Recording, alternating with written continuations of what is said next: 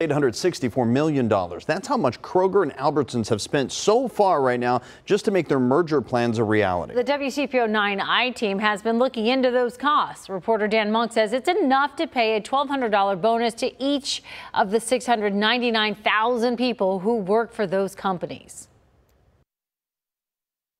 It's amazing to me that they've spent that much money. Kathy Finn can think of many ways a grocery chain could spend $864 million.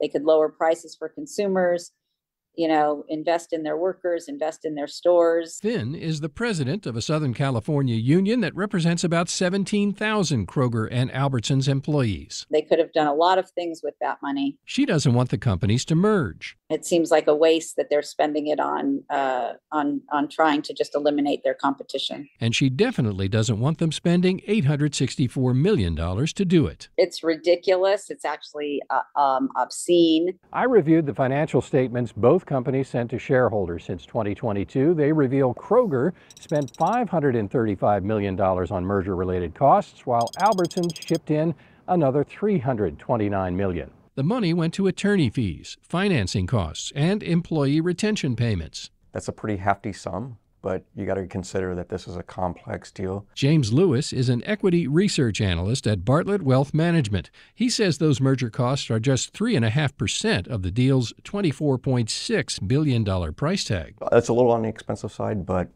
I would judge that it's fairly reasonable. Kroger says it spent more than $7 billion to boost wages and reduce prices since 2018, and its work to close the merger has done nothing to change its course. But the spending will increase next month with the start of a 3-week trial to determine if the merger violates federal antitrust rules.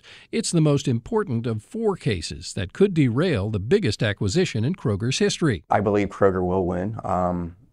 I know, it's just a matter of how, you define the word competition. Federal regulators argue the case is about the deal's impact on traditional supermarket chains. But Lewis thinks Kroger can win by emphasizing how the merger will help it compete against non-supermarket rivals like Amazon, Costco, and Walmart. If they don't win the initial cases, they would win on appeal. And that's where those merger costs come into play. The more chips they have on the table, the more incentive they have to fight to the end. Loyola University law professor Spencer Waller says spending alone will not win the case. At the end of the day, any trial is about telling a story supported by evidence and facts and witnesses that makes sense to a judge.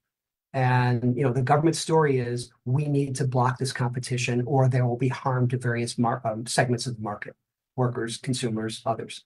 The company's story is whatever problem there is, our deal is sufficient to fix it. A federal judge in Portland will begin listening to those stories 4 weeks from today, and Kroger will have even more money on the line than it's already spent. That's because Kroger has agreed to pay Albertsons $600 million if the merger fails. In downtown, Dan Monk, WCPO 9 I-Team.